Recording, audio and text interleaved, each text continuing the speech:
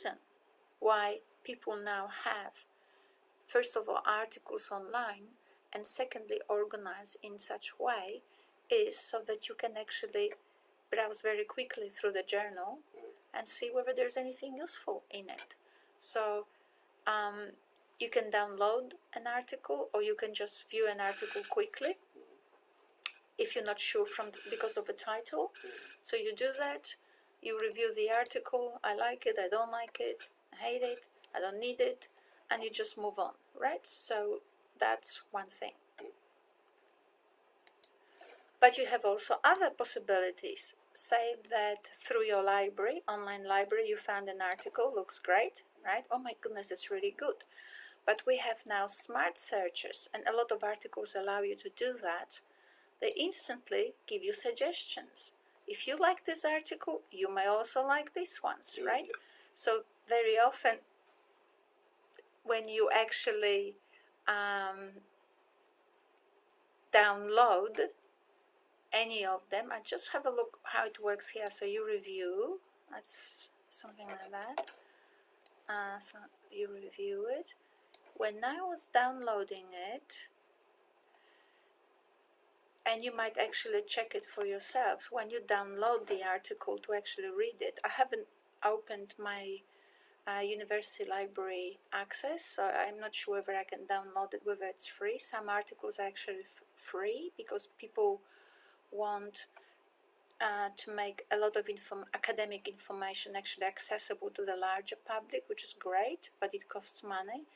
So if you wanted to download it, very often as you download it, the database comes up with more suggestions, right? So and so on. And this particular library, you see, it shows you recent activity. It actually remembers what I've done before on this particular site. So a lot of journal articles, a lot of articles from this journal will actually come up and show to me when I looked for what paper. Extremely useful, right? Because sometimes you find information and then you think it's irrelevant, and then you need it one day because you have a brainwave, you need it, and then you actually, if you remember where you found it, it will actually show you your recent activity or your all your activities on their website. Fantastic. So you can see that academic writing is not something to hurt us. It's for us to learn how to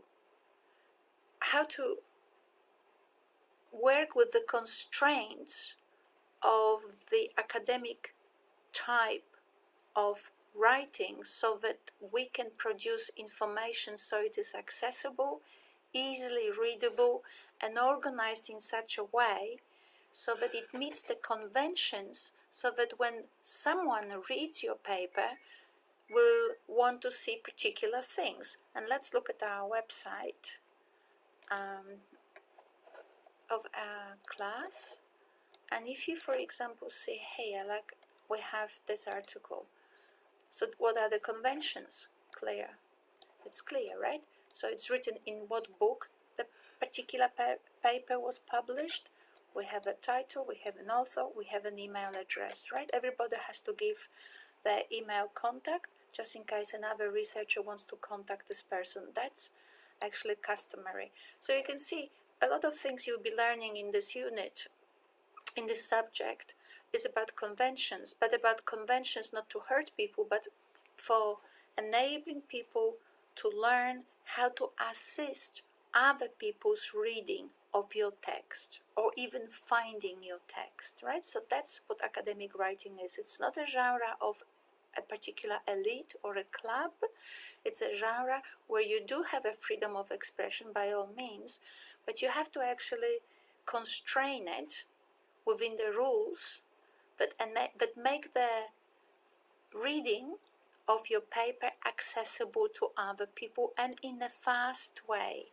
Because, say for example, someone like me cannot write a paper based on 2 readings, right? If we actually look into my paper and try to check the references, and a lot of articles, actually a lot of journals limit the amount of references you can use, because they know that we all draw on many sources, right? Many, hundreds. So the way the journals do it, they say to you, in our journal, you can only have a paper of 6,000 words, 7,000 words. So now when I'm an academic writer, author, I'm thinking, where can I do the cuts? Right? I'm not going to cut my own text, so I'm going to reduce the references, right? But in here, how many references do I have? Quite a lot, right? You can say. So, yes, we have conventions, there are constraints. All of this is to facilitate the reading, the fast reading and fast browsing through your paper. That's why we have an abstract. Most people read abstract only.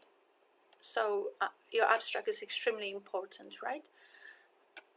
Because it gives a reader a general idea whether there is anything in your text worth actually reading. And a lot of findings, when you have findings, you actually insert the findings in the abstract, right? You don't leave it somewhere so that the reader finds it 3 days later. It's in the abstract, and then your paper actually describes them in greater depth, but it has to be in the abstract. So much about academic writing, hey?